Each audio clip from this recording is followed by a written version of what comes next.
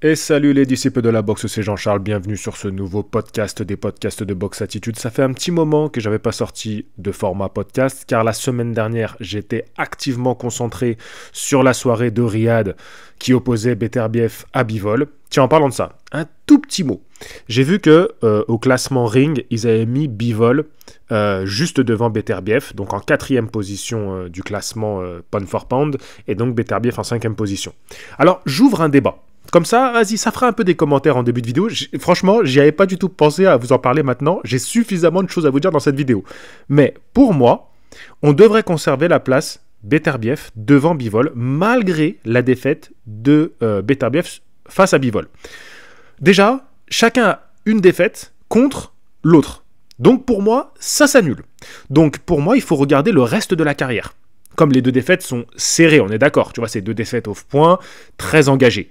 Pour moi, il faut regarder le reste de la carrière. Et aujourd'hui, pour moi, Beterbiev a une meilleure carrière que Bivol. Donc, je mettrai Beterbiev toujours devant Open for Pound.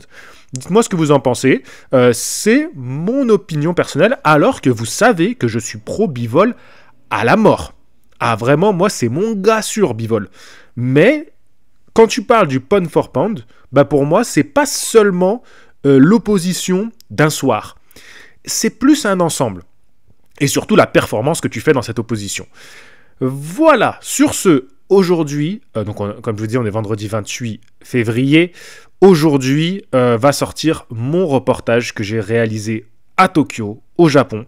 Je compte sur vous. Vraiment, je compte sur vous pour, s'il vous plaît, allez checker ça, allez me donner votre opinion dans les commentaires. Si vous trouvez que c'est nul, vous me dites c'est nul. Si vous trouvez que c'est bien, vous me dites c'est pas mal. Parce que c'est comme ça, il faut toujours doser, après je vais prendre la grosse tête. Non, en fait, vraiment, j'y ai mis tellement de cœur, ça fait tellement longtemps que je suis dessus. Maintenant qu'il est fait, je dois vous avouer que moi, je vois que les défauts de ce reportage. Mais il est fait et j'en suis fier. Malgré ses défauts, voilà, j'en suis fier. Maintenant, on va parler un petit peu des différents galas. On va revenir juste sur la semaine dernière. Comme je vous disais, bien sûr, cet événement de Riyad était si exceptionnel qu'on était focalisé là-dessus. Mais il y a eu 2 autres événements dont j'aimerais parler le même week-end. Donc d'ailleurs, la même nuit, du 22 février, nous avons eu au Mexique. On commence par un petit voyage au Mexique, à Tijuana.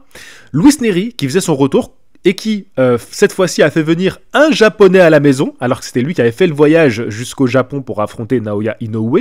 Il a affronté Kyonosuke Kameda, donc de la famille des Kameda. Il y a un des frères Kameda, Tomoki, que j'aime beaucoup, qui l'a beaucoup soutenu, notamment sur sa chaîne YouTube. Donc je pense que ça doit être un cousin, potentiellement un neveu, je n'en sais rien. Mais en tout cas, Kyonosuke Kameda. Donc ils ont fait 7 rounds et finalement Luis Nery a fini par bien connecter Kameda, le mettre au tapis et c'est le coin qui prend la décision de jeter l'éponge. Donc l'arbitre arrête le combat en voyant que le coin réclamait un arrêt. Je tiens quand même à signaler que dans cette soirée, il y avait aussi Frank Sanchez qui signait son retour. Frank Sanchez, le poids lourd. Donc, j'ai pas pu trouver d'image de ce combat-là. Par contre, Nery Kameda, il est disponible sur YouTube. J'en profite. En description du podcast, je vous mettrai les combats cités. Je vous écris le main event. Avant, j'écrivais chaque combat cité, chaque nom cité, je le mettais dans la description. Maintenant, je vous mets le main event et je vous mets le lien vers la fiche BoxRec, comme ça vous retrouverez ensuite tous les noms et tous les résultats de manière officielle. Voilà. Continuons. Le lundi, en fait, on avait une soirée au Japon que j'ai pas du tout pu traiter. J'ai fait quelques posts ici dans l'onglet communauté, je ne sais pas si vous les avez vus passer. Je sais que ma chaîne, les podcasts de Boxe Attitude, elle est très peu recommandée. Voilà, je suis au courant, elle est très très peu recommandée. C'est comme ça, c'est pas grave, c'est pas une chaîne avec laquelle... voilà, si ça met un petit peu de beurre dans les épinards, tant mieux. Si ça peut gagner, je vous dis la vérité, cette chaîne elle peut gagner 60-70 € par mois. Bon, c'est toujours ça de prix, mais c'est pas avec ça que vraiment ça va beaucoup m'aider. Mais je trouve qu'elle est importante quand même de l'entretenir, cette chaîne. Donc on a eu une soirée japonaise. La tête d'affiche, c'était Nakatani qui affrontait Contreras pour le titre, donc défense de titre WBC de Nakatani. Bon, c'est encore un KO de Nakatani. Donc lui, depuis qu'il est monté chez les poids coqs, c'est que des KO. C'est hyper impressionnant. Et j'ai été vraiment marqué comment il l'éteint quand il le finit. Moi, c'est surtout ça qui m'a marqué. Il l'a mais complètement détruit. L'autre, il est KO debout, il s'en prend une. Bon, il était déjà touché, tu vois, mais très impressionnant. Dans cette soirée, on a eu un beau duel entre Tsutsumi et Iga. Alors, j'ai pas vu le combat complet, c'est un match nul. J'ai l'impression de ce que je vois ressortir un petit peu des réseaux, etc., que Tsutsumi était plus méritant sur ce combat-là. Après, voilà, les juges en ont décidé autrement. Et je vois que tous les juges ont match nul. Hein. C'est assez étonnant ça. Ouais, tous les juges sont unanimes, ils ont tous un match nul. Ok. Dans cette soirée, on avait aussi Tenshin Nasukawa, la star japonaise qui vient du P-Point, qui avait un combat d'exhibition contre Mayweather, qui affrontait Jason Moloney, donc ex-champion du monde. Et alors, ce combat-là, pour moi, il avait une petite saveur particulière, car Jason Moloney, je l'ai interviewé au Japon. Donc, bon, c'est exactement Robin qui l'interviewe à ce moment-là, parce qu'il préparait Tsutsumi, justement, qui allait faire son combat pour le titre. Et maintenant, il a obtenu un combat dans la même carte que Tsutsumi, donc je suppose qu'il a encore fait sa prépa avec Tsutsumi, et il affronte une star. Carrément, son combat était plus haut dans la carte que le championnat du monde de Tsutsumi, alors que Jason Moloney n'avait pas un combat pour un titre. Pour vous dire l'importance des combats de Nasukawa au Japon. Et ce combat-là, il avait une saveur très particulière pour moi, ça m'a beaucoup touché, parce que Jason Moloney, vous allez voir, dans le reportage de ce soir, il parle du Japon, il parle de son combat contre Inoue, il dit qu'il aurait aimé que son combat soit plus exposé, et pourquoi pas un combat au Japon.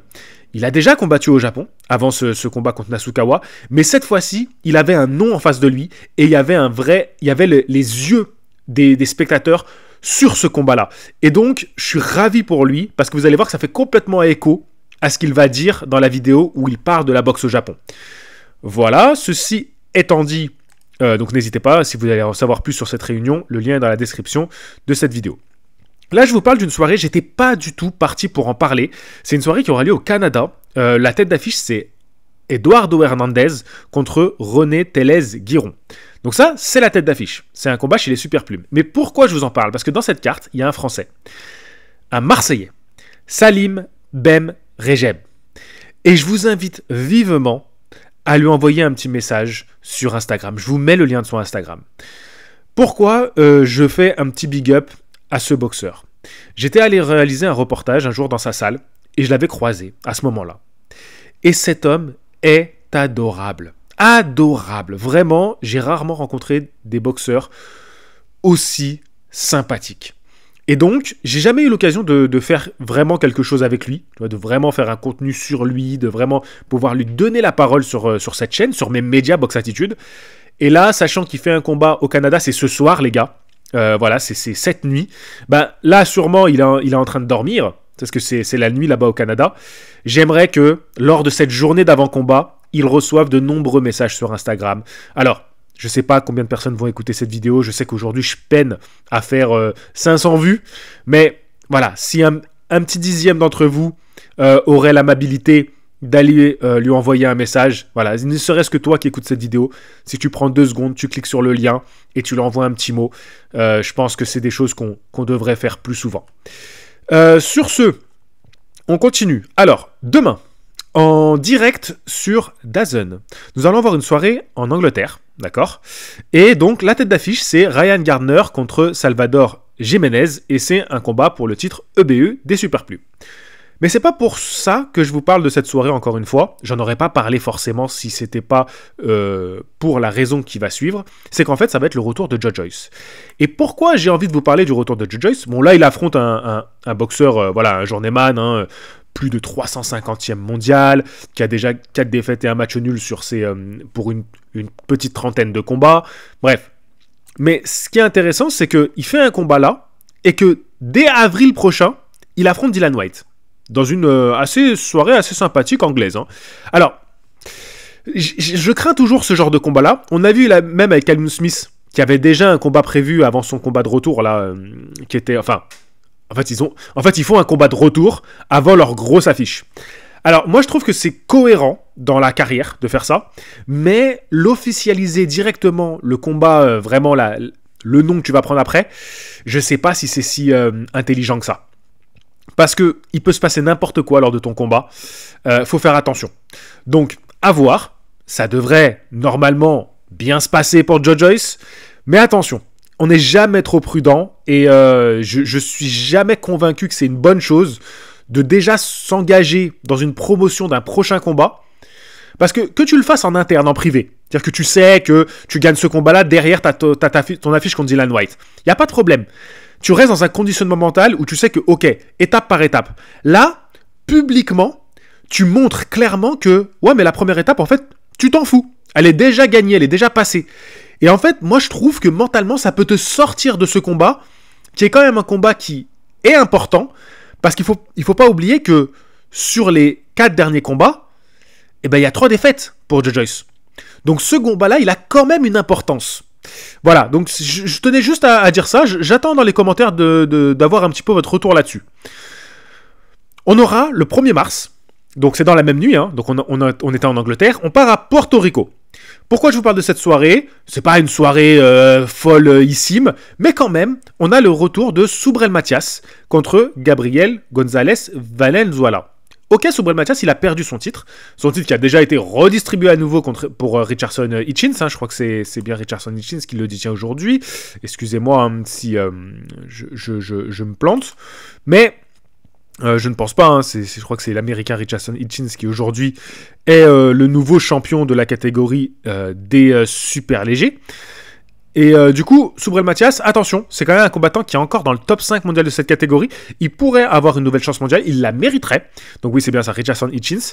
Donc même si, malheureusement pour lui, je pense qu'avec cette défaite contre Liam Paro, il va redevenir le nom qu'on veut absolument éviter et il a même plus le titre pour avoir quand même ce poids de décision dans les négociations avec les autres noms de la catégorie.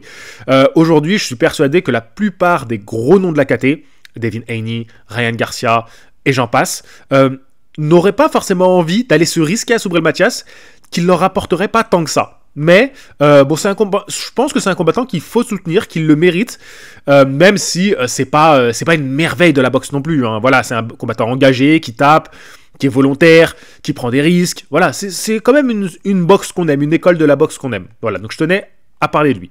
Bien entendu, il faut qu'on parle de Gervonta Davis contre voilà, comme je fais mes petits trafics en même temps, j'ai perdu ma fiche. Alors Gervonta Davis, l'image que j'ai mis en fond de ce podcast est à l'image un petit peu de ce que je pense de Gervonta, de l'événement. Voilà, il va affronter Lemon Roach ce week-end. Alors disons un petit mot, voilà, Gervonta Davis, il a 30 ans aujourd'hui, il est invaincu en 30 combats, il a un ratio de KO énorme et il affronterait Lemon Roach qui a 29 ans et qui a 25 victoires, une défaite, un match nul, qui vient de la catégorie inférieure, qui est champion de BBA dans la catégorie inférieure, donc les poids super plumes, et donc là il va monter en léger pour affronter Gervonta Davis, qui est le champion de BBA des légers.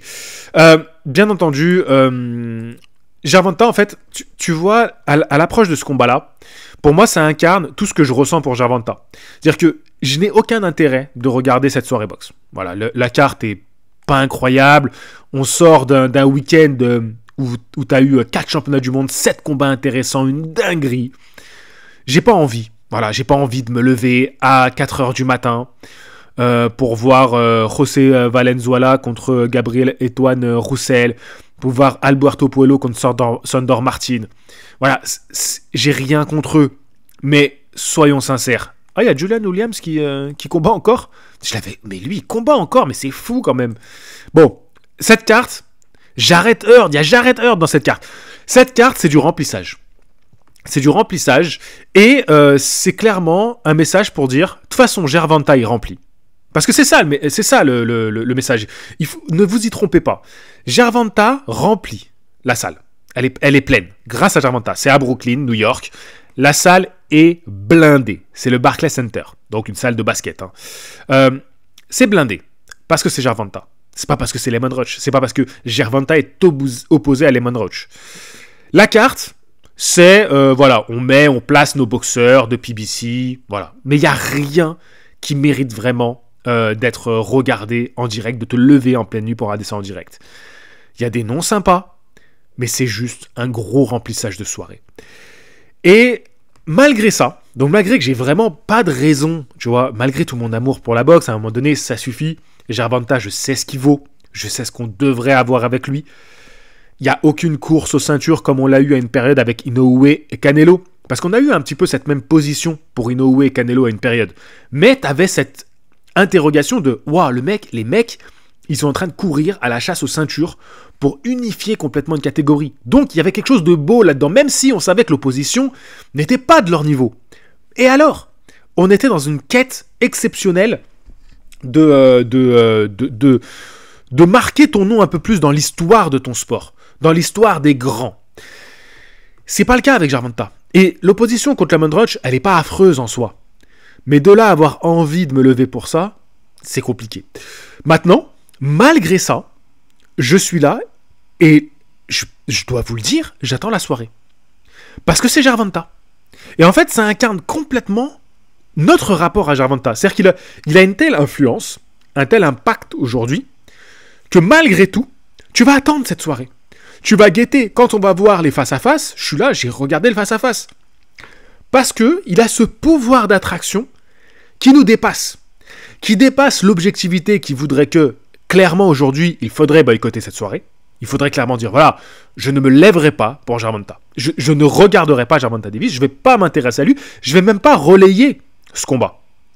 On devrait en être là. Objectivement, on devrait en être là. Mais malgré tout, c'est attractif. Malgré tout, je suis attiré comme un vieux moustique qui est attiré par le truc qui les grille là. Il n'y a rien à faire. Je sais que ça va me griller la gueule. Je sais que je vais pas être mieux quand je vais m'approcher de cette lumière, mais je vais y aller. Bon, ceci étant dit, très sincèrement, je sais pas si je me lèverai. Je suis pas non plus un idiot et je me dis, si je me lève, il y aura certainement un chaos sympathique. Alors, je vais le dire quand même, comment je vois un peu le combat se passer. À mon avis, on n'aura pas un chaos rapide. Gervonta, il n'a pas cette boxe-là aujourd'hui, il n'a plus cette boxe-là aujourd'hui, on voit ce qu'il est devenu, on voit ce qu'il est. Il va prendre son temps, ça va durer un petit peu, et on devrait avoir un chaos en deuxième partie de combat. Voilà, c'est mon opinion, Voilà, c'est mon opinion là-dessus. C'est vraiment, voilà, je donne comme ça un prono à la va-vite, parce que ce combat-là mérite pas plus qu'un prono à la va-vite. Donc, voilà, comme je disais, je suis pas bête non plus. Je sais que je peux me lever pour voir un KO impressionnant. Je me lève pour voir Gervonta, un boxeur que j'aime. J'aime ce boxeur. La réalité, c'est que j'aime ce gars. Enfin, ce gars. Oui, j'aime ce boxeur. C'est juste que j'aime pas son choix de carrière. Ça, je peux pas le supporter. Ça, je déteste ça. Et puis aussi, je sais qu'une petite vidéo réaction sur Gervonta Davis, ça fera ses petites vues. Voilà, c'est aussi une réalité. Et c'est comme ça que fonctionne aussi ce sport aujourd'hui. Et surtout que moi j'ai une chaîne à faire marcher, une chaîne de boxe, et des gros noms vendeurs comme Gervonta Davis, j'en ai pas 50 à me mettre sous la dent. Donc j'ai envie de me dire, mais JC, à quel moment tu te poses la question? Lève-toi, regarde le combat, fais ton débrief. Il n'y a aucun moment tu vas te poser la question. Mais forcément, quand je sors d'un week-end où c'était excitant d'attendre la soirée, que c'était excitant de vous faire des vidéos avant combat, que c'était excitant de faire les vidéos réaction, bah comprenez que j'ai pas la même envie, tu vois. Là, tu me dis, vas-y, allez, repars sur une prochaine compétition, mais il n'y a pas de challenge, tu vois, c'est pas... voilà, je sais pas, c'est bon. Il y aura pas mal de combats à traiter pour ce mois de mars. J'ai vu ça en préparant cette émission. J'étais pas parti pour faire une grosse émission. Donc là, je vous parle juste d'une soirée qui arrive. Enfin, en vrai, je vais vous parler de 2 soirées qui arrivent. Et je reviendrai sûrement la semaine prochaine pour vous parler des autres soirées. Le 13 mars, on a une belle soirée au Japon, à Tokyo. Kenshiro Teraji, donc la tête d'affiche c'est Kenshiro Teraji contre Seigo Yuri Akui pour le titre WBC des poids fly. Donc ça c'est intéressant parce qu'il va avoir aussi le champion WBO dans la soirée et un championnat light fly WBO également. Donc c'est une soirée sympathique. Si vous voulez, voilà, si ça vous intéresse de voir ça, avec quand même 3 championnats du monde dans les petites catégories, et puis Kenshiro Teraji, c'est l'un des, on va dire, comme on le met dans top 10 ou pas, mais en tout cas, clairement, top 15 pound for pound. C'est vraiment un formidable boxeur, donc je vous invite à quand même voir cette soirée-là. Je ne sais pas où ça sera diffusé, mais c'est intéressant de jeter un œil dessus. Et je finirai quand même sur ça. On a eu le début de la promotion voilà, de la première conférence de presse autour du combat entre Chris Eubank Jr. et Conor Benn, qui aura lieu le 26 avril 2025. C'est dans longtemps, on aura l'occasion d'en reparler. Mais voilà, ils ont fait le face-à-face et Chris Eubank Jr. il a éclaté un œuf dans la tronche de Conor Benn. C'était assez drôle. Alors c'est une allusion au fait que Conor Benn a été attrapé pour prise de produits dopants et qu'il a déclaré que c'était dû à des œufs contaminés. Bon, après, voilà, vous savez, hein, dans la boxe, ça passe toujours comme une lettre à la poste. En parlant de ça, Nadia a fait une formidable vidéo sur Alicia Baumgardner où elle revient sur le fait qu'elle a été condamnée pour dopage. Elle donne son opinion, elle essaie de prendre du recul sur la situation. J'ai pas le même recul qu'elle. Je suis beaucoup plus tranché sur mon avis sur Alicia Baumgardner. Par contre, elle dit quelque chose que moi, j'aimerais partager ici. On peut pardonner, mais on n'oublie pas. C'est la nuance pèse lourd. Pourquoi je vous parle aussi de cette soirée? Parce qu'il y a des noms sympas. Sachez qu'il y a Liam Smith qui va combattre contre Aaron McKenna, qui est un invaincu. Et Liam Smith, il n'a pas recombattu depuis sa défaite par KO contre Chris Eubank Jr. Je suis curieux de voir ça. Ça sera en poids moyen. On aura Anthony Yarde qui va affronter Lyndon Arthur. C'est un combat intéressant, ça. Avec une belle perf de Anthony Yarde. Moi, j'aimerais bien le voir après affronter, pourquoi pas, Joshua Buatsi. On a le retour de Chris Billiam Smith. Vous savez qu'il avait affronté Zurdo Ramirez. Ils avaient fait un gros combat. Il boxe, donc bon, il prend un mec qui est 23e mondial, Brandon Glunton. Mais attention, cette catégorie des cruisers, on peut avoir des surprises. Donc je pense que c'est un combat qui va être à surveiller, ça. Donc voilà, non, franchement, la soirée promet d'être fort agréable. Je pense qu'on va passer un beau moment. Et donc voilà, si ça vous intéresse, les gars, pareil, vous me laissez un petit message, vous me dites ce que vous en pensez. Je vais pas durer plus longtemps, j'ai été déjà beaucoup plus long que ce que j'aurais imaginé. Je vous rappelle que j'ai mon reportage sur la boxe au Japon qui sort à 16h ce vendredi 28 février. Et j'ai besoin de vous pour qu'il marche un minimum. Voilà, un minimum. C'est important les premières heures de sortie. Je sais qu'un format long, on se dit, je me le garde pour plus tard. Si vous pouviez aller au moins mettre un petit com, voilà, et dire, on est là, mais on le regarde plus tard, et on te dira si c'est nul ou si c'est bon plus tard. Sur ce, je vous dis à la prochaine. Fighting!